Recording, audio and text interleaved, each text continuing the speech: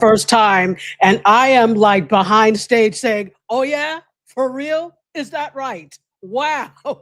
There's so many things we have in common because I too am a voice actor. Oh, Beautiful. And yes, and so when you were talking about, yeah, I've been doing voice acting since like 2008, yeah, 2007, something like that. And so when you were also talking about Steppenwolf, my high school band teacher played in Steppenwolf. Wow. So Wow. Wow. we got the trivia. We got the trivia going. you're right here. That's so nice. Oh, and Dr. Tachi, I'm going to let you handle this part of the show. Sure, sure, sure. So make sure that you are tapped into Indie Soup Media. Indie Soup Media is a network that we founded that is an independent network for independent content creators. We are primarily on YouTube and we are taking a sabbatical right now, but you can actually go over there and watch shows on demand for years. Actually, yeah, actually years because we are now 2 years old. So there are 30 shows over there. Take a step over there and check out what we have. And how many subscribers? I don't know, Dr. Vibe. I think it's like a little over like about 28,500 28,000. subscribers. Yeah. What's the channel subscriber-wise in the top 4% of all YouTube channels? And I forgot to also mention Shape the Morning Vibe. Take our 2-minute survey. Your voice matters. Click on the following link. All right. I am really looking forward to this conversation because, again, media is for all three of us very much our wheelhouse, especially Black media. So Dr. Tachi wanted to hang out today and talk about Black images in media 2026, where we are, where we're going. So Dr. Tachi, where do you want to kick it off? Well, I love when you start with some questions. Okay. I think I also though want to know from the audience and the both of you where you think we are with Black media. That's not a question we often really consciously think about. So you just consume media and you may not always be thinking about it. And maybe every once in a while it crops up.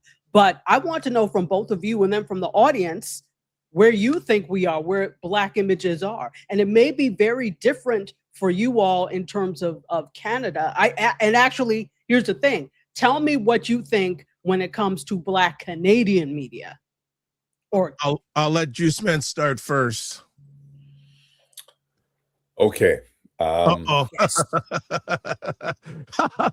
I've been waiting for the time that Juice Man and Dr. Tachi have been together. And a little bit of background, Juice Man, Dr. Tachi did her undergrad at the University of Buffalo. I did. Okay. So Okay. she has some knowledge of the Black Canadian, well, the Canadian media marketplace, and she also has her PhD in communications from Howard. Yes. The blacker the knowledge, the sweeter the college, man. Come on. Hallelujah. Okay. Come on. Come on. Okay. I'm gonna let you, and I'm just gonna sit back and Howard enjoy Hogan, now. Here we go. Come on, man. Come on. Come on. Let's let's get real. Okay.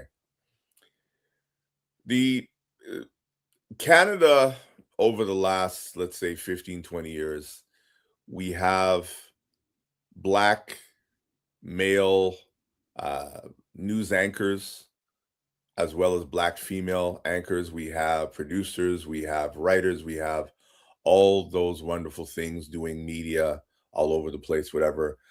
Brandon Gonez, big up to him. He has his own podcast as well. We have a lot of different podcasts in Canada where Black images are. However, the one thing that I think is happening here in Canada that is going to have a ripple effect later on in life is people learning the proper formatics when it comes to how to do a podcast, how to do a radio show, how to set things up. Yes, there are people who have never done any formal training in it and are doing amazingly well, but I don't want it to get like how music got, especially in the late 90s. And now we're seeing it where you're having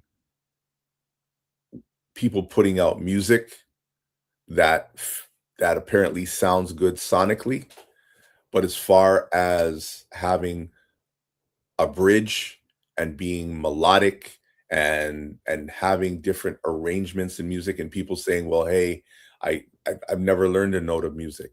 Yeah, we know it shows. It really does, and using AI to do a lot of different things without having that base, I think, in media is a problem, because what's happening is anybody can go to the store, grab a microphone, set it up, and all of a sudden they're doing a podcast. And that isn't media, and it should not be it should not be confused as media.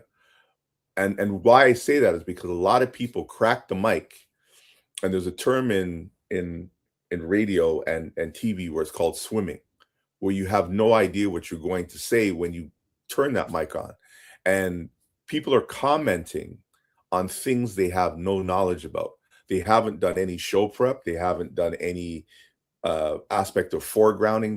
There hasn't been anything. And if I use certain radio terms that most people in radio or TV or media would know, they're like, they haven't got a clue. So it's not so much the imagery of Black people, it's the content that comes out of the mouths that at times, and this is no disrespect on anybody, somewhat is forgettable and somewhat comes off with a negative aspect. 30 years, actually longer than that when I think about it, I sat in the University of Toronto with a whole bunch of other Black men and Black women from a whole bunch of different colleges. And we made a pact that we would not publicly go on well, now it's a podcast, but TV, radio, media, newspaper, and disrespect anybody within the Black community who we may have beef with or we may not agree with their opinion. If we were to do that, we would do it behind closed doors where nobody gets to see, because we know that the other media is watching us too, sitting there with the pen going, and you said what? And we'll take that little soundbite and misquote us all the time. So we have to be very careful with that. But in a roundabout way, I love the fact that there's so many Black people now in media doing their thing. The imagery can get better, but I think what also needs to happen is the content and the quality of it has to be better, so that when we do things for Black people, to remember that other people are watching and other people are also looking to make money off of us, and we should be also looking to make money off of them. Doctor of the Vibe. Well, I'm not going to go as deep as Jonathan, but what I'll say in regards to the Canadian industry, I would just like more, I'm going to say actually, period, Black content owned by Black people. Right? I would love us to control our narrative. One of the reasons I started this many years ago was to provide a safe and brave place originally for Black Canadian men to share their stories. And the imagery I'm seeing on is in a lot of media that's showing Blacks, I'll just turn from my lens, is questionable. And then sometimes reinforcing stereotypes just in a different way. So I'll keep it short like that. Because Jonathan did a really good, I think, overview. And I don't think that just may not apply just for Black Canada, maybe also Black America, but you would know that better than us being located in the US. So I'll leave it at that. Mr. Juiceman has his hand raised. Go ahead. Here's the reason for that. And again, everything, there's a cause and effect. We didn't support it. When we finally did get Black-owned media in the aspect of radio, we didn't support it. We didn't support it with our financial dollars. We didn't support it as far as listening. And yes, when you have one of something, everybody wants it to be all things to all people all the time, 24/7, da da da da da. But then the same token is you're saying it's not everything you want it to be, but then you go back and consume white media. Make that make sense, right? And then when somebody else owns, when it goes up for sale, Okay, you had a whole bunch of talk when it wasn't what you wanted. Okay, we'll come and buy it. And then now you're telling somebody else to go buy it. Okay, well, somebody else did come and buy it, and they don't look like us. Now they control what we put out there, right? It's happened in the States, it's happened in Canada. There will not be in this country of Canada a Black-owned radio station in this part of the world where we are in the Ontario area. Maybe out west, we're probably going to have to buy it and flip it, but they don't come up all the time. I mean, it's once in a generation that a radio station actually does come up. And guess what? It was floundering because it does. I mean, there were 2 Indigenous radio stations that I used to work at where the community kind of same thing, wanted everything to be their way. And the CRTC said, even though every time there's a land acknowledgement in Canada, you know, it's a land acknowledgement to the Indigenous people of what we call Turtle Island, there will never be another Indigenous radio license offered to the Indigenous community ever in Canada, because 2 radio stations did not work. And that's kind of the way it is. And when you think about media, and as Dr. Vibe was saying, owning it, controlling it, whatever, I saw firsthand how much money the community wanted to spend on Black media. I saw how much money they wanted to spend on advertising. And it wasn't a lot. And I mean, everybody will say the same thing. I don't have the money. I get it. But you got to contribute something. You got to try to keep that engine going. You got to foster that thing. I know, like, I mean, people whether you love them or hate them. I remember the radio station who put Drake's first single on a compilation record and what that did to the culture of Canada by having Black media. I remember Michael Baisden, the author, coming to Canada in 1996. Dr. Vibe remembers it as well too, and says, hey, I'm not going anywhere where there's no Black media.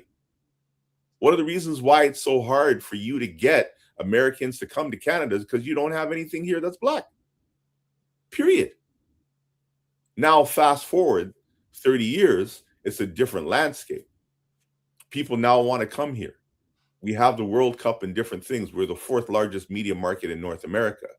But again, if we don't have Black images doing Black things, owned in Black spaces, doing the culture, then all we are is just basically, you know, we're standing at the front door like we have been doing for centuries.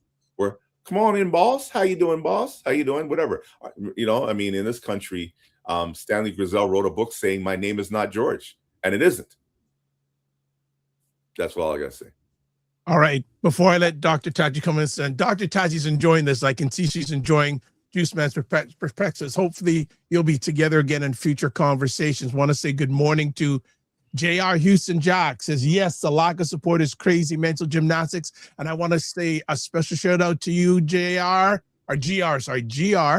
passing 1,000 subscribers. You are now in rare air in YouTube land, because believe it or not, I think only about 10% of all YouTube channels have over 1,000 subscribers. So I know you're celebrating it. I know your wine is flowing.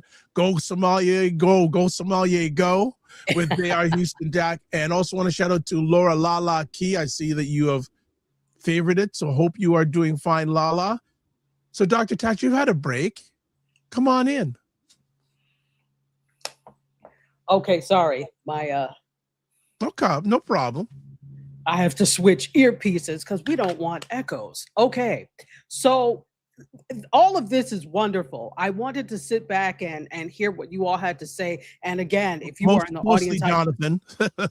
Well, Sorry. no, you too. No, that's all right. No, I like to. I love Juice when he goes in deep, and it's a good perspective. I wouldn't add it too much more. That was some good juice, man. It absolutely, that was some good. You brought the juice, sir. You brought the juice. This conversation is so multi-layered, and for the audience members that are watching, we're actually talking about Black images and media, where we are and where we're going. But as Juice Man brought up, Jonathan Juice Man brought up, it's so multi-layered. It's not just about the images, because the images emanate from who gives the permission to tell the story, right? So we're talking about ownership, as you talked about. So, but I have to, it's not even pushback. These are considerations. When we talk about support, let's go to the support thing. I 100% agree. I also see how difficult it is to do centuries of ingrained self-hatred so that you start to value the voices that you bring to the table, and you start to value the cultural products that you bring to the table. It's also difficult when you're a member of that culture, you just perform it. Sometimes we don't see the value because we live it and we perform it. It's only really after other people steal it, they're like, wait, hey, that's mine. And then we see the value. So we have to stop that. We have to really know the intrinsic value that exists within our cultural products. But as a member of the culture, sometimes you don't see that because you're living it. If you rap or you're into hip hop, you just do it. And sometimes you're not necessarily seeing, but it's only when an industry commodifies it that you understand, which is unfortunate, you understand the power and the salience of what it is you're doing. So that's one thing. And if you saw me looking down, you could tell I'm a former debater, right? I write down things so that I can respond to them. So the second thing is, and I understand where we're coming from because I'm a filmmaker myself. So when it comes to production, photography, videography, all of that, I'm staunch in, can we do things right? Can we not just throw things up? But you know what has kind of eaten away at that? The world of TikTok, the world of Instagram Reels, the world of YouTube Shorts, where people are able to put things up, and it's become more about the message and the messenger than the actual optics of what it looks like. And I still feel, though, you need to make sure that you're putting your best foot out there. But in a sense, people don't feel the urgency for that, because if the audience likes it when I'm shooting on a Fisher-Price camera, guess what? Fisher-Price camera, it will be for everything else I do. So I agree. There's a way that we need to start to operate in the world of media where we are putting out our best products, but then we get this conflicting message where things are really popular and it's not terrestrial radio and it's not mainstream television anymore. It is the TikToks of the world, is the YouTubes of the world. Dr. Vibe knows this. YouTube is the most watched thing on television. More people turn on their television sets to watch YouTube than anything else. That lets us know that YouTube is a power, and that's the way things are going. Now, there's certainly some fantastically slickly produced stuff by us and others on YouTube, but then there's also a lot of, hey, I'm in front of my, and people will watch that. Let me give you a good example. And a lot of vloggers have upped their game in recent years. There is a vlogger, her name is Aaliyah's Face. I forgot her last name, but her first name is Aaliyah. She is a beauty and lifestyle vlogger. She does some travel. Wildly popular. She's 31 years old. She's wildly popular. She comes on every week, sometimes twice a week. And I think she's got like 1 million subscribers or so by now. But she was, this past BET Award, she was nominated for Best Social Media Personality. She didn't win, but she was nominated. So that lets you know that mainstream media has taken notice to her and she already has a loyal fan base. Well, she made an announcement that, she did things, but she made an announcement last week. She went and shot a video, and it showed that she was wearing kind of like a wedding dress, and this guy met her. They held hands. She dropped her, and she's a Black creator, by the way, dropped her, the wedding bouquet, turned to the side, and find out she's pregnant. Lord have mercy. You would have thought Jesus was coming back. by all of the commentary and all of the, so this is somebody that is a content creator. She's not using necessarily the top of the line stuff, but she has audience, which means she has a voice and people listen to her. Brands want to do things with her because people listen to her. And so I think also the future of this is in brands as well. So I wanted to push back a little bit of that because I believe in good, well-produced content, but I also recognize that that is not having the slickly produced top of the line content using the top of the line camera rather is not prohibitive in terms of you getting an audience, right? And I think also mainstream is starting to notice that as well. So I also wanted to ask you, Juice Man, when we talk about these things, when we're talking about having things that are produced in a certain way, and I've already said that I agree with this, but are we using a Western lens and a Western narrative to color things that we don't need to do? Meaning, and I'm not saying, because there's some junk, because there's been a tubification. Sorry to anybody who has stuff on Tubi. That's fine. I think it's fine. But there's been this tubification of content where it's like fast and not necessarily great. And I don't want to say it like that because people work very hard. They just, as you said, may not have the tools to do it. So I think there's a thing here that you need to marry understanding your craft, knowing how to do it well, with understanding what the audience wants. But are we using a Western lens, in your opinion, to frame this conversation? No, I think that what happens now is because content is global. If you choose to, the only thing is that I find that depending on where you sit, you may have a bias. Like I come from Toronto. Toronto's very much of a melting pot, a mosaic of different ideas, different ethnicities, and we just borrow from everybody and we just kind of vibe the way we want to. Like on any given day, you can eat whatever food you want. Like just look at the World Cup for crying out loud. I mean, you got black people. I mean, in this country, it's funny. Here's what happens. We look at the teams that go to the World Cup. We're like, okay, what teams have the black people on it? Okay, that's who we're cheering for, right? And then we looked and said, oh, Japan has a black goalie? Okay, we're cheering for them too. And that's kind of how we do things. It doesn't always have to be this way. Like the show that everybody's talking about right now is The Polygamist. That's not from the Western world. A lot of actors are coming from the East. Some people have an issue with it. Nobody has a, I'm going to say this respectfully. No culture has a lock on blackness. Blackness looks very different depending on where you come from.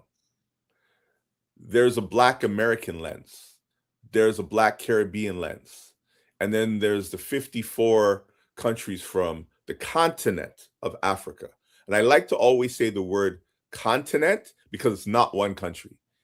And we also have to stop putting images of people who don't know better on the camera and saying, oh, I didn't know that Canada has Walmart.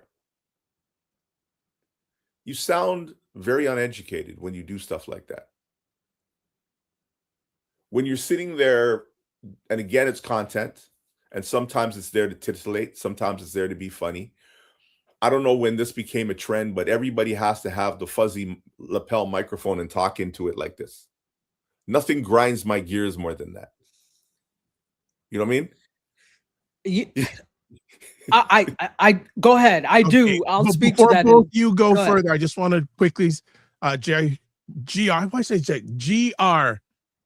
Houston Justice. Thank you, Dr. Vashiosa says, I would love to see more Black stories, period. I just want us to share who we are, right where we are. I'm going to get you. I have a few more going to do a part 2 of this, so I've shut up. You two can continue. Bye. No, but you make sure you interject whenever you can, Dr. Vi, because I think your viewpoint is valuable as you, well. you two you two are vibing, so vibe is gonna just vibe. Oh, okay. Sit back. All right. I want Go to ahead. see. I want to see. You know what I really want to see on TV? I want to see black women be black women. What does that mean? I want to see black women be black women, not the stereotypical roles that black women. I want to see somebody who looks like my mother on a TV show. I want to see somebody who looks like my auntie. I want to see those stories. I want to see like somebody, you know what? I want to see a woman who's a size 22 and she's a lead character and men are falling over for her. I want to see that. I want to see like a father who's teaching his son how to tie a tie. You know what I mean? I want to see, if you're going to do a video where it says how many men, or take one step forward if your father did this for you, and you see a whole bunch of black men still standing there, then let's do a video or a story about the black men who overcame not having that person teach them, but now are going back and teaching their children. You know what I mean? Not everybody needs to drive a car that is great, even though my car is great. A gray car, a white car, one that doesn't have any color. I want to see people like we have been seeing from the continent, wearing their bright African colors and feeling no way about it. You know what I mean? Like, I just saw something that the Supreme Court says that police can shave people who have locks if they go to prison, like shave their head bald. What? We're not talking about that. We're not bringing light to that. We're not talking about those things. Whatever. That is our cultural identity that again is being erased. And the more and more, I think right now we're at a very interesting tipping point where the black images that we see, we need to see us show our regality. We need to show stuff from our lens. We need to show the world, the countries, the places in the world that the mainstream media doesn't see, instead of, and I'm going to be careful on what I say, spending the time sometimes too much, and I've done it, complaining about the things that the world has taken away when there's so many things that we're still doing. So I agree, but I'm going to push back a little bit because I contend that we're already doing a little bit of that. Okay. What you're talking about is YouTube. And I've already said that it is surpassing what is done on terrestrial television. So if we're using, and I keep saying terrestrial, that's radio, but mainstream television, corporate TV, if we keep using corporate television and corporate media as the litmus test and the marker of the way things should be done, of course we're failing when it comes to those things. Of course we don't see it. We've been indoctrinated, and when I'm saying all of us, but particularly, Black people, we have been indoctrinated into this is the way good television looks like. This is the way good radio sounds. This is what you have to do to get there. And I talk about this all the time. In 2018, I volunteered for a pitch summit in Atlanta. And there were lots of major media companies there that were looking for stories, etc. Well, I volunteered, but I also pitched my show, Mediascope. I was the only one that was doing a live digital show. None of these people knew what to do with it.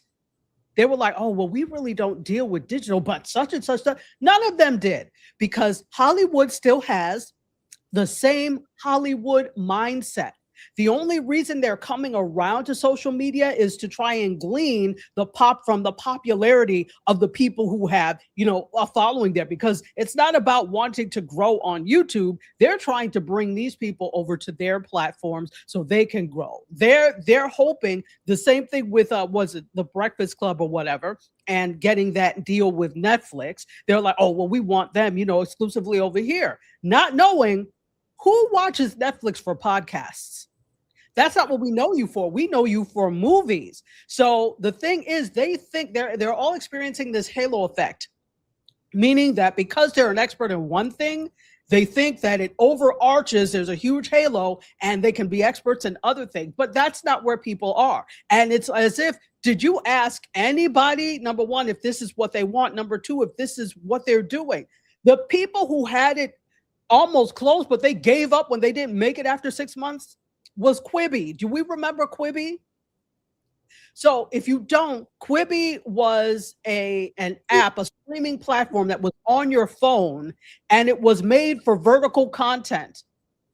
This was like was it pre-pandemic they came out, or during? I can't remember. I think it was a little bit pre-pandemic. It had to be, I think, 2019. They shuttered after 6 months. Part of the thing is because they came from mainstream media. They were Hollywood people. I think it was Jeff Katzenberg that was one of the founders of this.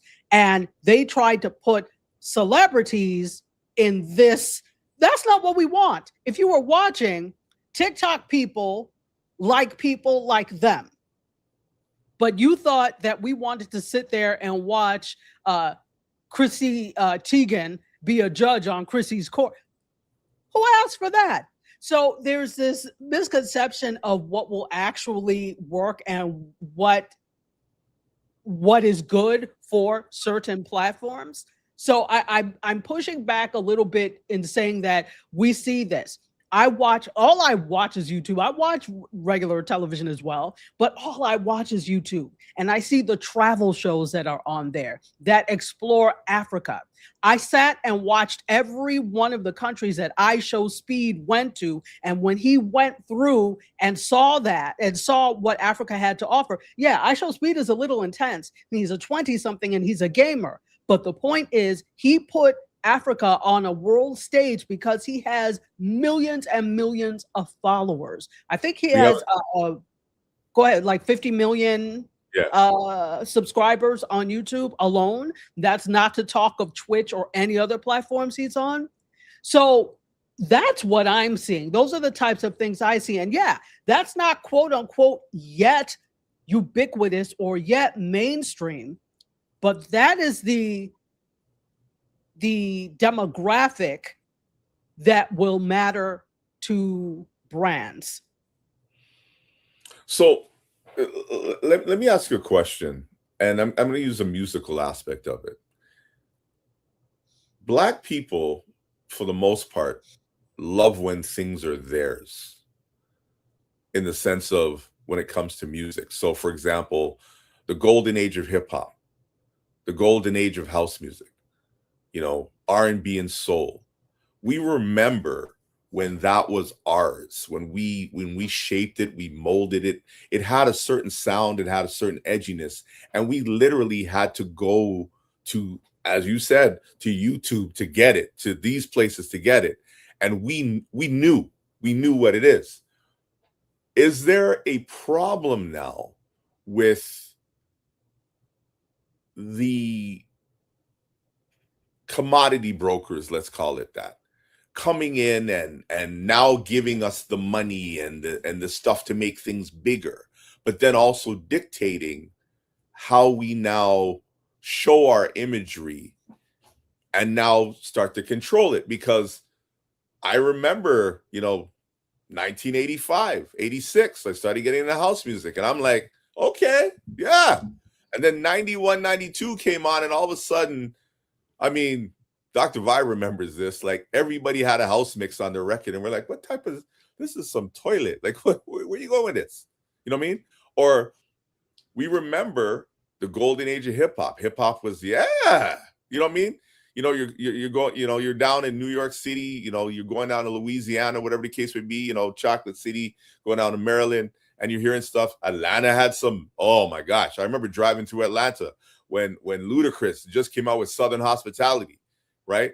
And yeah, it was great. And then all of a sudden, everybody else started doing like a hip hop mix and stuff. And you're like, no, something's missing. You know what I mean? Like, is there an issue with that? Do you see that coming around? There's always a problem when there's, quote, venture capital that's involved. Let's look at businesses, right? So let's look at let's take Black Hair Care, because I've been watching a lot of videos on this lately. Whenever you have, for the most part, a huge company like a L'Oreal, like a Procter and Gamble, like any of these companies, and L'Oreal is a big one that has done that has acquired companies that are catering to Black hair textures. They buy it for XYZ. Obviously, they leave the founder and some of the board on for a while, sometimes indefinitely, sometimes just a little bit of time. But then people start complaining about, this doesn't work for my hair anymore. It's like change. And you hear that over and over. Well, because they weren't there to be your friends in the first place. They were there because they saw something that was popular and that would make money and that already had a following.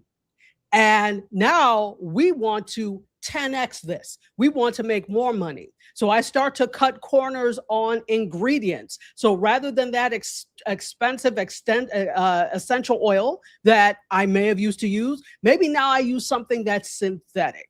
Okay. So I'm trying to make money, right? So there's always something that you give up whenever you accept money from someplace else, because they're not doing it to be your friend, unless it's a family member. And even then. So if we use that same example and look at media, whether it's music, whether it's television, whatever the case may be, yeah, if you're taking money, you're taking a deal, you've got this big deal from someplace else, obviously they have a little bit of a say, unless you have really rigorously put this in your contract and said, no, I'm not doing this without XYZ. There's always something you give up, because here's the thing, they are trying to make money. So I think there's always something that is given up. There is always something at risk when you take, quote unquote, venture capital. And in the case of media, so I keep mentioning YouTube because I really see that as, it's TV now, but it's definitely TV in the future.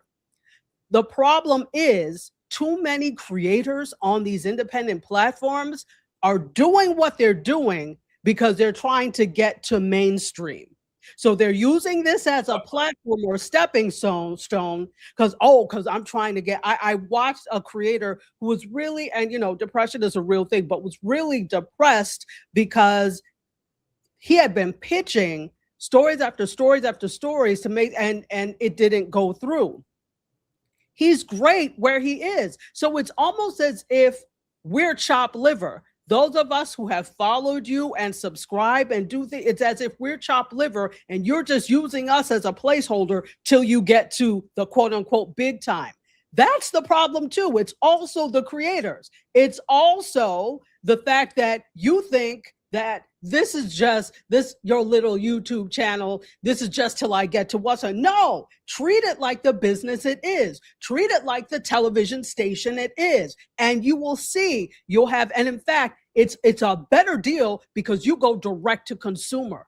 Direct to consumer is always going to be the better deal. I do think though we have been so used to in the media industry, and not everybody, mostly the people, at the top, have been used to making so much money off of media that this is why they look down on social media, on YouTube, etc. They're like, I really want to pitch it here. I worked on a show. I was a director of a show, and I kept trying to tell them, look, we need to do this, this, and this, do this on YouTube, whatever. And they kept trying to pitch to all these ridiculously big conglomerate. So I said, okay, there's nothing I could do to help you because you've already got in your mind that what you have is not valuable enough for you to put it out.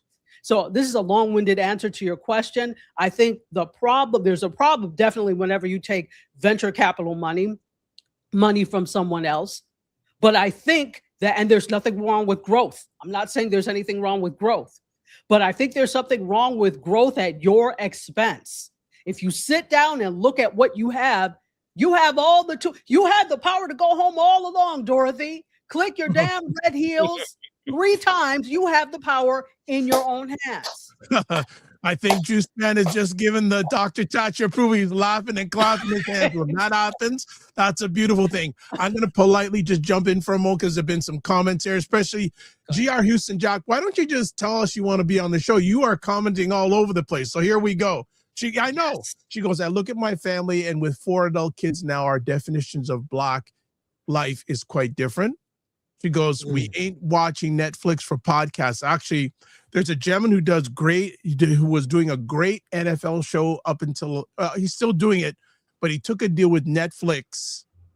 And I'm not paying to watch him on Netflix, but interesting enough, he does shorts on YouTube. For a little time he left YouTube completely, but he does shorts on YouTube. And a lot of times you see the commentary saying, when are you coming back? We ain't paying money to watch you on Netflix.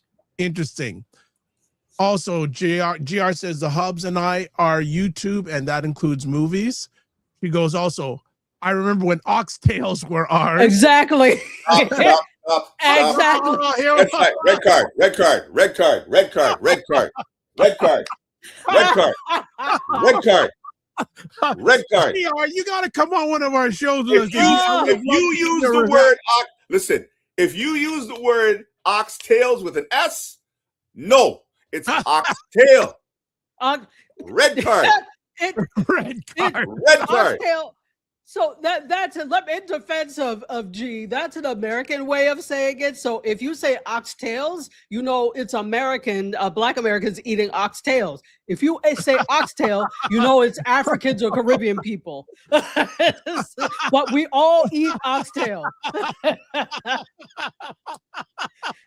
And it's 100%. But this is the whole, this commodification of culture, this appropriation, and therefore then it becomes commodified of culture in general. And that's what I'm saying. When we're inside the culture, this is another thing. We don't protect culture enough. When we're inside the culture, we're so in it that we're not thinking about how special it is. And here comes, Shea Gray Poupon and wants to start making oxtail. And then it becomes $17 for one piece. We have to protect our culture. Sorry, Dr. Vibe, keep reading. No problem. Dr. Tachi, if I can interject, let me just say this, okay? I love YouTube. I love social media. But Dr. Vibe can attest to this.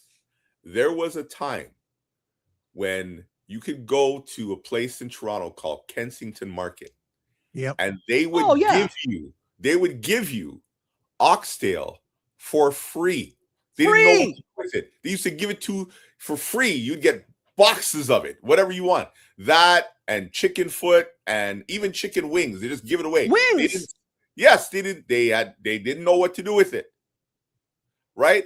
And because we're like, oh, you want to give us that? Okay, fine. We'll take it. No problem. They found out that they could make money from it. To the point now that oxtail is so expensive that they're substituting the oxtail for kangaroo. Yes, I read that. And on top of I know oxtail is made by about 5 or 6 different countries. There was a video floating around on YouTube where they actually did show how different cultures throughout the Caribbean actually make oxtail, and it's amazing. And we all do it differently. Some make it more of a stew, some make it more as a meal. But this don't put the S on it. Don't put it. That's all. Okay, I'll jump back in. JR, we love you no matter what. I believe it's a fine dance to maintain your identity when accepting outside funding. She also says, yep, that darn 10X is the worst. It would be great if folks stayed true to why they created and what they created. Hey, Carlos Phoenix. Exactly. Oh, Phoenix. Here. Also says, it's definitely time to think outside the box. It is a lot more affordable than it used to be. Well, I say you can think in the box. You don't have to wait till outside the box. You can think in the box. Also, we have Good morning, Dr. Tachi. Listening, enjoying the show as I get ready Hey, for work. Dasava. Sava says that. And JR says, I'm a proud Southern Black American. My granddad added S to everything. That is good. But I know she also has one or two questions. Folks, we're doing a part two because I have questions. I'm not even going to touch it because the conversation's so rich. She goes, if the idea is to tell, capture, and share more Black stories, do we need criteria for what the story looks like? This is excellent. I think that because we operate in a space of now, okay, let me go back. I think that depends.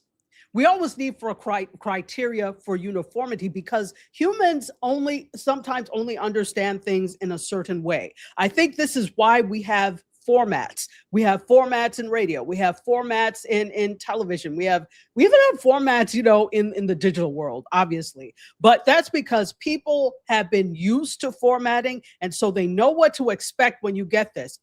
Okay, I see 2 chairs and 2 microphones. 2 people are probably going to sit there. It's going to be either some type of podcast or talk show podcast. I know this. I'm guessing it's probably going to be an hour or so, right? So that criteria has been set up. So we know in psychology, this is called schema, right? So these schema are set up in our heads. So we know how to act upon this same situation when we see it again.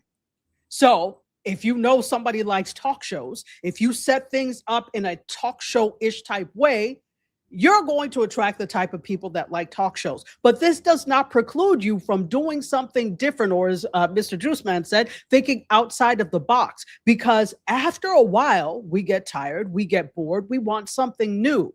So if you're able to take that format that's already set up and think outside of the box and do something different with it, you are not going to only attract those people who are tired of the same old, but like talk shows. You're going to attract people who never even knew they liked talk shows because you've done something a little bit different. So that's in terms of format / criteria. But also has been brought up, Black stories are stories in general, but Black stories are told differently depending on where you are in the world. And so I don't think it's useful to put certain criteria in place that is going to be blanket across all stories because it's going to be different. You mentioned The Polygamist, which is the hot thing now. I started trying to watch it, but I haven't finished episode 1 yet because I've gotten so busy. But by and large, The Polygamist still follows a very Western format when it comes to things. It's not anything that we're not used to. And why? Well, it's Netflix, and they've put out the criteria for what things need to look like. If you go to Netflix and you say, hey, I want to have a show on Netflix, there are certain criteria that you have to meet before they even take a look at you. There's a whole list of cameras that you have to shoot on. And if you shoot on anything outside of that, they're going to say no. So that was part of the reason when I bought the camera, I did that because I said, perhaps if that was a direction I was going to go, I have the camera already. So there is already a set of criteria that is set up depending on what media company you're looking at, depending on what culture it is. But, outside of that, for The Polygamist, outside of that, if you look at other stories that I haven't really seen a whole lot of other stories that South Africa has done outside of Netflix. So I'm going to go over to Nigeria. Nigeria does what it likes when it comes to things.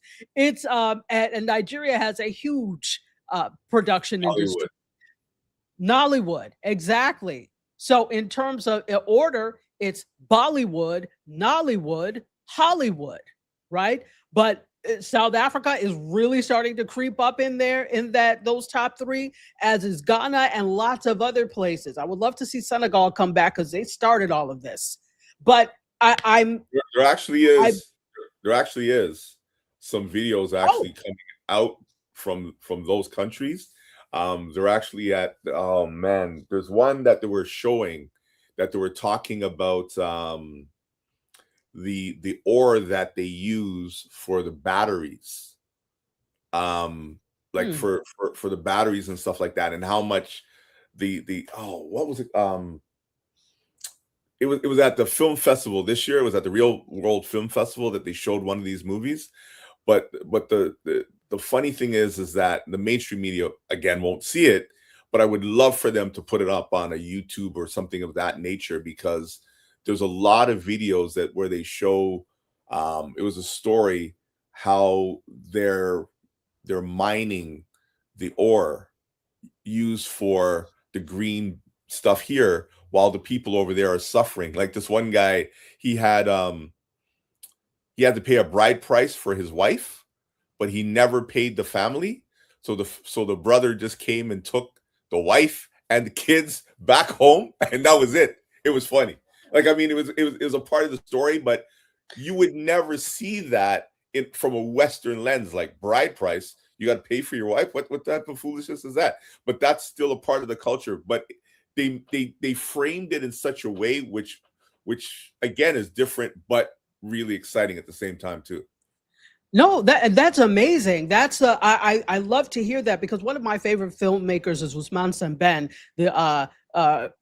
the Senegalese filmmaker who's passed away now. He passed away in the early 2000s, but he was one of my inspirations to get into film. And certainly we all have different even within Black cultures, there are different lenses. Even within Nigeria, the way Igbo people would tell a story is not the same way Yoruba people will tell a story. So it is vastly different depending on where you go. But I wanted to speak to your point of this, and this speaks to our larger point in terms of distribution and things like that.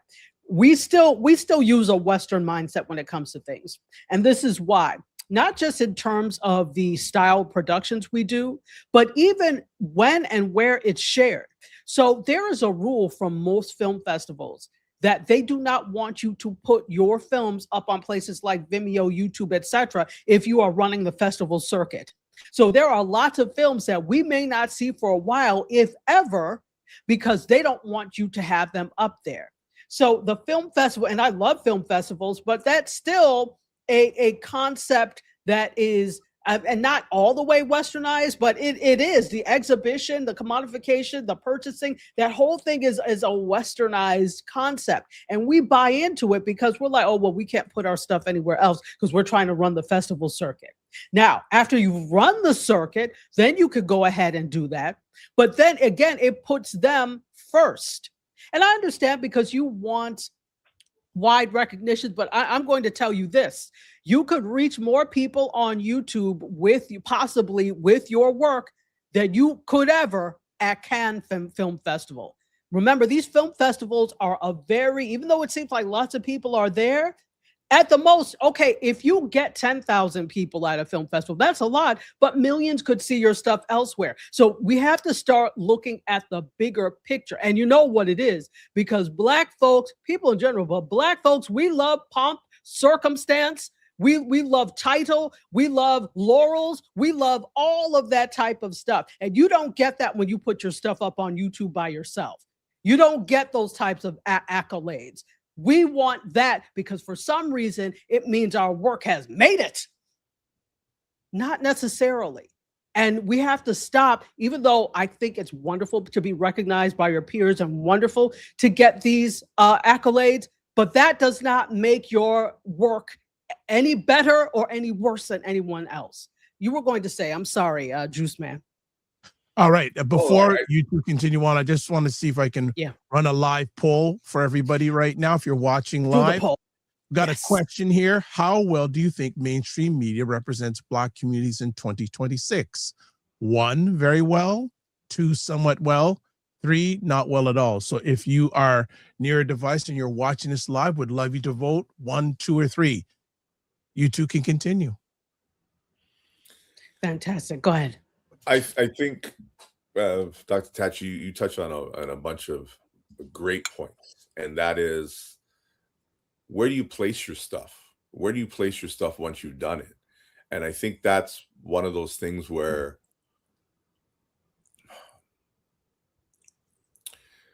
you said something that's something that I say. You're probably one of the members of my family that, because you said black people love titles. Oh my gosh. Have you ever we love, nothing grinds my gears more than trying to leave somebody a voice message. And it's like, okay, hi, my name is Jonathan Shaw. I'm director of Biggie Smalls, Tupac, and Wu-Tang Clan, but I also do Booyah Tribe and Ice Cube with my iced tea. Please leave me a message at the tone, and I'll return your call in 30 hours. Right? And they have to give you the whole entire spiel just to leave a message. And I think sometimes, just like you said, if somebody came to the average everyday person and said, hey, you know what, you could get X amount of likes, followers, whatever, if you put your thing up on YouTube, but it sounds so big if I'm attached to this film festival. So they want the bigness. They want to, as we say, load up the thing just to get the accolades, but not necessarily the dollars. I'm more about, look, I don't care if you know who I am. Like I tell people all the time, I said, I'm the voice for Gatorade in Canada, right? Oh. I ain't really getting a lot of money from that, but I get way more money from some other stuff I do that you've never even heard of. But to be able to say that I did Gatorade, that's what everybody's, oh my gosh, you're the voice of Gatorade. But yeah, but I did this other thing. Like I did like stuff for, the Nova Scotia Black Library. Like I've done stuff for the archive, the Black Canadian Music Archive. Like that's going to be around, we hope, for hundreds of years. That the Gatorade thing, they're going to change that formula and do whatever a couple of months from now. But the fact that there's something that says archive on it, that means that they want to hold on to that forever and ever. You know what I mean? And that's kind of more, I think, where when we talk about Black imagery, where we should be preserving those things that they're going to be somewhere for life, not just here today, gone tomorrow. And I think a lot of times, and we've seen it, a lot of the things from the early days when we were creating and we didn't know that this would be around for 50, 60 years, we sold it, for a Cadillac. We sold it for, this, that, whatever. We got screwed out of a lot of things. One thing, as you are, a filmmaker, Dr. Tachi, that final edit is crucial in a deal. Crucial, because when you go pop goes the weasel with the film companies and distribution companies and all these other sort of stuff, it's very rare that new directors or new filmmakers get the aspect of final edit. I've done some stuff. I've done some voiceovers for people where they have what they call an alt ending, right? And you voice the alt ending, you send it away, you go away, and then 2-3 months later, they come back to me and say, hey, we got to recut this. I'm like, for what? What's wrong with it? Oh, well, we got to change some lines in it. It got picked up by this, and they really don't like that. You know what I mean? Like, I won't say who did it, but in this country here, I did some Black History Month vignettes. They ran on a radio station, no problem. Then they got corporate money, and all of a sudden they sensitized Black History Month. They sensitized Black History Month. Think about that for example. Something really happened. It affected us. We're telling the story, but we can't tell the story because some people may be offended by the truth. I'm still laughing. It's not funny, but it's funny. So when you talk about telling stories, we can't even tell our story because somebody has a check saying, you can't put that part of the truth in there. And people who went to it, who now go to see it, are like, why'd you leave that out? That's the thing about the corporate money. Remember all of that, because thank you for bringing this back home to the whole thing of images. who pays for it it determines what images we see or and what we hear, right? So this may be the truth, but it's not the truth they want to hear. So I'm going to pay for this. But let's make it, remember, at the end of the day, all of this boils down to money and how much of it can be made. If they feel that there is a segment that is going to be offended or won't take to it, they will shift it around so that it does make money. And even though you said this is like an archive or nonprofit or whatever, they're not exempt from any of. They are not exempt. In fact, sometimes they're some of the worst offenders of this because they're so cash strapped, and because they're so cash strapped, they're looking for ducats from anywhere. So for them, sometimes it's better to have this done. At least it's there than not have it at all. So if that means I have to make some concessions, okay. C'est la vie. Couldn't be me, but c'est la vie. Okay. So JR, keep on saying GR. I think I was giving JR Houston. What it is because like, you're so used to the show Dallas and yes, Houston, and it brings up Texas. And you're thinking, who shot JR instead of GR? And she GR. Actually lives outside of Dallas. So she's from Texas. So, GR, it's my head, not my heart. She says, follow the money. And also another person says, at the end of the day, it's down to the individual to absorb it. Why are we blaming others? That is a really important question. I think there is blame to be shared here, because there's nothing to absorb if it's not created. And often when lots of things are created or these systems are created, they're done so with the intent of indoctrinating you and having you, and whether it's in a good or bad way, and have you think a certain way.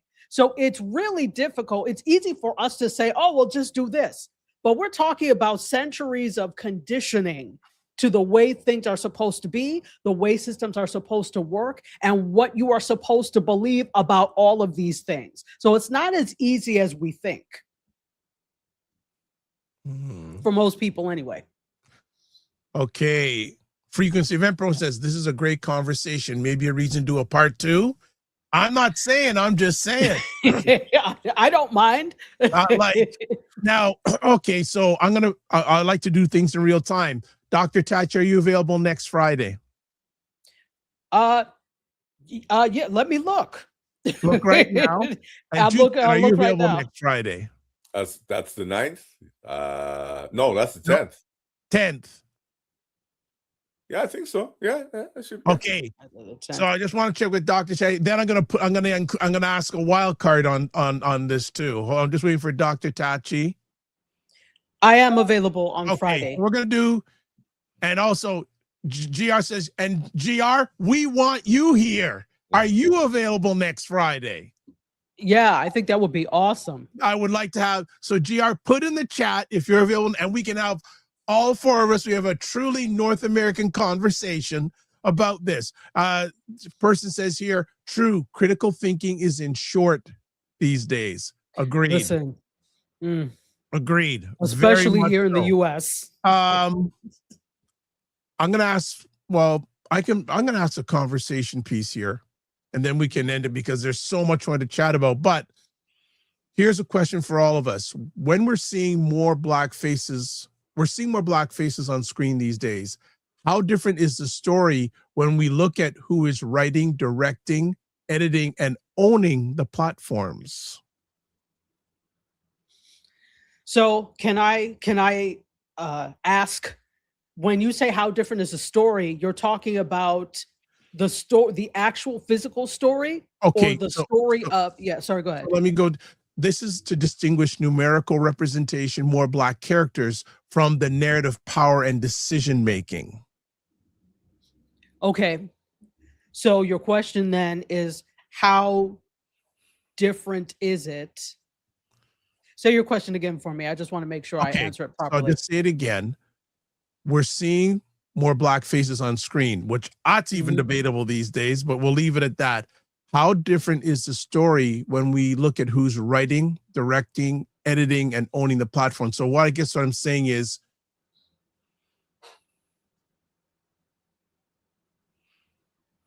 the black faces on camera versus those who are behind the scenes, how does that alter the imagery? I think we've chatted a little bit about this already, but go ahead. Go ahead. Let me first of all say that we definitely need more people behind the scenes. I think there is this striving, I'm making a word now, strivation. That's not a word, but I'm making it one. There is this strivation to be seen. You know, the title and being seen, you know, we brown folk love that. When I say brown folk, I'm talking about, we brown folk love that. There is a striving, the strivation to be seen. But just like in the music industry, right? The real power, where the real power is in distribution, the real power is in distribution here as well. And so not just the people making it behind the scenes, but in who has a say in where it goes, right? So all the way behind the scenes to directly behind the scenes and then in front of the camera. We need it all, but we need more decision makers behind the scenes, definitely. That has a tremendous effect on what we see and who we see. And here's the thing. This system is very powerful because it still continues to color, no pun intended, what and who we see on screen. Because we've been indoctrinated in a system where people should look a certain way. This is a certain type of person that's acceptable. These are the acceptable stories to have. We continue to perpetrate such. We continue to make such stories. So we do see other stories and we do see differences. But if we're talking mainstream here, if we're talking mainstream media, we start to see the same thing because that's what gets accepted. That's what gets greenlit. It is, first of all, let's talk about Hollywood and media in general. And I love people. I really do. I love brown folk. But brown folk, if you don't stop begging people to be put on, I don't know what to do. I don't know what to tell you. We continuously go to the same people who said they didn't want us in the first place, but now we have something different. So Hollywood works with the same 10 people, okay? If they don't know you, they're not working with you. You may have the best idea in the world. It could be about Jesus making grilled cheese and the grilled cheese flies and we all go to heaven. It doesn't matter. If it's not made by Spike Lee, they're not looking at it. Things are starting to shift a tiny bit because we've got creators over on, for example, on the YouTube side who have been really creating. And that's why I'm like, if your goal really is to work in mainstream media, you ought to be producing independently first because this is what they look at. And then they approach you. It's not going the other way around anymore. And arguably, it has never gone that way. They know who they want to work with and they're going to work with them. So it's the same people. It's the same story. Even if you talk about Black Hollywood, how many different people do you see in Black Hollywood? Not a lot. So it's the same people, same 10 people, same 10 stories, same funding sources. Why would you think anything is going to be different? It's not going to be different. This is why I push so hard for independent production. The thing with independent production that we all have to know, that we have to get used to, is you are not going to you may not necessarily make the same amount of money that you would the average person that is doing this. So we have to start to think about production and I know I'm getting a little off, but I'll bring it back home. We have to start to think about production as multiple streams and not just one stream. So part of the problem here is we're using the same 10 people, the same 10 stories, the same 10 funders, the same media outlets, and the same ways of doing things. So if you're trying to do things the same way, why would you expect a different result? So many people are like, oh, well, when they pay for it's not going to. So what are you doing about merch? How are you doing courses? What else are you doing to put money into the mix? Because it's not just going to be from the production. And we're not used to that. Hollywood is not used to that, but the creator world is. They're used to having to do brand deals. They're used to having to do. So Hollywood is just now coming around to that type of thing. The individuals are coming around to that, but creators have always done that. So I think part of the problem is also people, Black creators, whether it's mainstream or not, thinking in the same way about all of these things. And so if you have the same, you're going to get the same old images because you're working in the same system that doesn't want to deviate. Let's talk about it. Hollywood is risk adverse. This is another reason they work with the same people all the time. If I know you made a hit on Running Man 1, 2, 3, 4, 5, 6, and 7, I'm going to greenlight you for Running Man 8 and not this fantastic story that's over there. That's nice, but Running Man 8, that's going to be our cash cow. So in a roundabout way, I think that's what, to answer your question, that's what the issue is. If we do the same things all the time, there's not going to be a change in the types of images that we see at all on television. That's going to have to come from independence, and people are going to have to know you're not going to make money only from the production itself. You may not make a whole lot, but you can have multiple streams to make up that income. Did that answer your question, Dr. Vibe? It did. And before Juice Man wants to add anything, GR says, I'm attending DreamCon in Houston this coming Friday. So you are unavailable. So I'm going to ask you in real time. GR, are you available either on the 20th or 20th or 24th of July? So I'm going to lock you down during the show, GR. So don't think you're going to get out so easy. Here's another comment. The problem isn't so much the race swapping, it's the storytelling. The writers aren't doing the Black faces a favor. And you know, before Mr. Juice Man goes, I'm going to go back to his point that he talked about in terms of doing things properly, because even though I believe in this new media landscape, I also believe in understanding your craft and doing things properly. If you've never written anything before, just writing things on the back of a napkin, that's great for conceptualizing and for coming up with ideas and even, you know, just a loose draft. But you have to understand the way things work in order for that to be good. So a lot of people don't understand writing.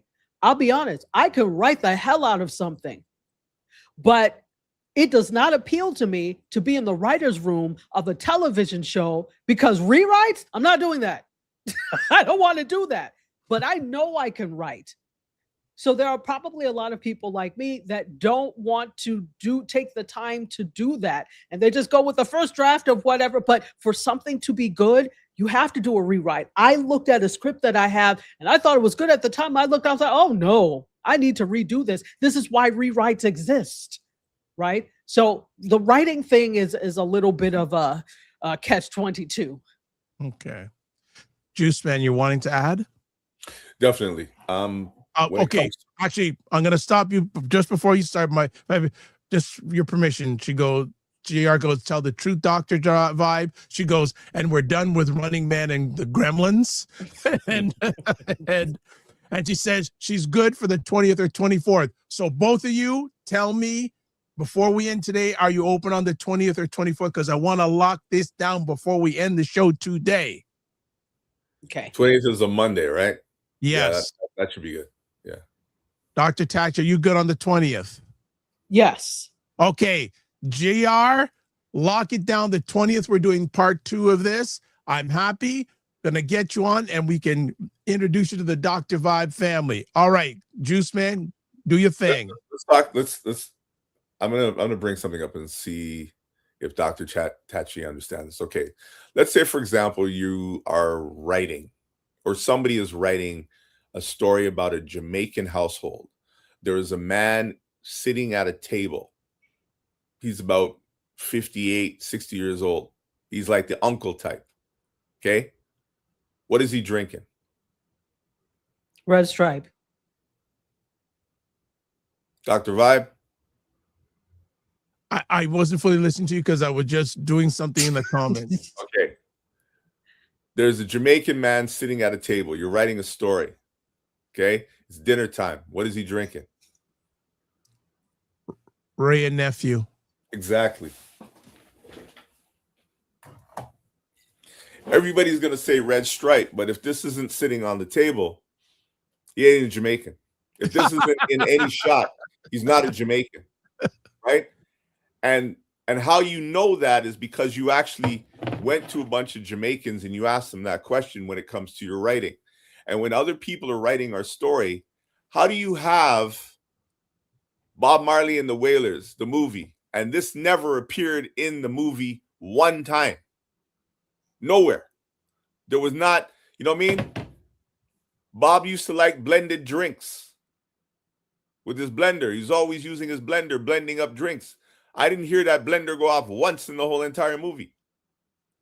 So there's certain, and again, these stories get greenlit and whatever, and you leave certain things out, but the nuance of the culture, that's why, as you said, YouTube would show that. Other places would show that because it's a part of the culture. So when it comes to writing, when it comes to all these things, it's not just the story, it's the nuances of what is there, right? How are you having a story about, let's say, Black women getting ready to go to work and you don't have a mom, using a hot comb on the stove, hot combing that child's hair and the smoke going off, you know what I mean? And even going, whatever. These are part of the things that we do. How is somebody answering the phone in a movie and a Black woman's not wearing a bonnet? How are you having a story and there's no bonnet in the story guide? Right? Well, it depends on what type of day she answers. You know what I mean? But I'm just saying, like, there's certain things that are part of our story, and there's certain things that are part of our culture. There's certain things, whatever. So when it comes to writing, if the writing doesn't have we on that side, and the directing sometimes doesn't have we on that side, there is always going to be pushback from the actors going to say, as much as you're giving me this story and it's supposed to be about our culture, we don't talk like this. We don't act like that. You know what I mean? And then our story has to go, after it's done, to the Brady Bunch. And they're going to sit down and pick it apart because their vision of our culture is different than how we look at us, because they're looking at it from a different end. Like, I remember trying to voice commercials that had a Jamaican accent. Okay, I was born in Canada, but my parents are Jamaican. It's easy for me to do a Jamaican accent of a certain thing, but they don't want me to say Walter. They want me to say Wata, because that's the only Jamaican accent they know. When they're, again, depending on where you are from the United States of America, you have different dialects, you have different vernaculars depending on where you are. Somebody may have more of a Southern drawl because they're here, but people from Atlanta, even though they're from the South, sound way different than people from Texas. And those little nuances, even though you may have a dialect coach with you, it still may not be the right flavoring. Same thing with an African accent. There are 54 different countries, of which 5, 6 speak English. The rest of them speak French. How are we not putting that in the dialect when a story is being told? So again, storytelling is one thing, but the story also has to have those cultural elements where that when people look at this movie or whatever you're putting out, they say, you know what, this is a real thing. And come on. I mean, we joke about it now, but it wasn't a joke back then. Mark for Death, Belly. Both centered in the same city, but Mark for Death had Jafaican accents. Belly had Louis Rankin. I rest my case. Jamaican. You know, and I agree with all of this. There are nuances to culture in general, to the foods that are eaten. I mean, and you talk about Africa, it's not even just 54. Because remember, before these wretched colonizers came, there were no borders. You just had separate ethnic groups, separate kingdoms. So the way Igbo people sound and speak is different from the way Yoruba people speak, different from Hausa, different from Ibibio, different from Edo. There are like 250 Ashanti, different dialects and exactly. So there are so many different, but guess what? They don't care. They only care that they can fake it enough that people will buy it and accept the story as it. They could care less about the what is the alcohol? Lee and Parents, what is that you had? Ray and Stevens. Ray and Nephew. It's otherwise known as Whites. Whites. Ray and Nephew. Overproof.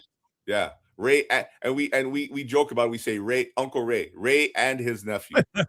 Ray and his they don't care about Ray and his nephews, Uncle Ray, they don't care. So they didn't care enough to have that as a plot point or to have that as a set point, I should say. They don't care. As much as we think they should, they don't. So GR says she has the 20th locked. So people, if you're watching this live on the replay, we're going to be doing part 2 on the 20th, and we're going to have GR because she owned this show today. She's got her oxtails redemption. She goes, I got my Ray and Nephew. So all right. So there's love back in the house. Ray McMillan says, good morning, folks. Great point, Juice. There are some nuances that are so specific to who we are and what we do. That Ray, W-R-A-Y, brings authenticity. And GR says, great points, Juice Man. I'm going to make a suggestion. I think we should end it here today because we're going to have a part 2. And like I said, I'd even touch, and I know, Dr. Tachi, you got to go back on another platform in a few minutes too. Correct? Good Lord, I forgot. Yeah. Exactly. Yeah, I watch your back. You know, I always tell, I have to promote Dr. Tachi. I'm watching her back. So I think, and I know, Juice Man, you have stuff to do also. Yeah, I got to do a couple auditions. You got to do a couple auditions. So I think we're going to leave it for that today. Any last comments? And also to Dr. Tachi, if you can, what's the best way for me to contact GR? Because I want to get her bio and stuff, because I want to get the next show posted sooner rather than later. Oh, you know what I'll do? I will go ahead and do after this, before I hop on the other one, I'll do an email. Yeah. So GR, if you're watching this, I'm going to be sending an email. I'm looking to get your bio so I can into it, because I want to get this post up sooner rather than later so we can promote it on all our platforms, because there's been a great response to all of this today. And she says, this was wonderful, Dr. Vibe. Thank you. Well, don't say it was not me. It was more Dr. Tachi and Juice Man, but I'm just so happy. I said, I think they're going to vibe well together. Yes, they do. Yes, they do. Any last comments before we jump off the show today about our subject, Black Image in Media 2026, where we are and where we're going? Any last comments? Go. I know you do. Go ahead, Mr. Juice. The only one I got is this: love Black women from infinity to infinity. End of discussion. I like that. Like that. Dr. Tachi?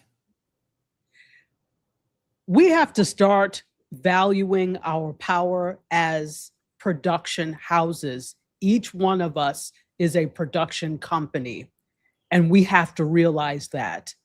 The reason that the system persists as it is because we don't understand the power we have when it comes to that. This time now is so different than when it cost thousands and thousands to buy a good camera. You can actually get something for a few hundred and throw something up on YouTube. Not throw, but put something up on YouTube. So recognize the power that you have as a production company, but don't just throw anything up there. Learn the craft, understand audiences, and build a community. All of this, the reason independent is winning now is because it's about building communities and not just putting stuff up there. You interact with that community and they know, like, and trust you. So start doing something, build that community, recognize the power you have as a production company. Well said to end off everything. I love that. And just to show our poll, and there was others are going to put up, I'll save them for next time. So how well do you think mainstream media represents Black communities in 2026? 50% said somewhat well, and 50% said not well at all. Okay, that is that.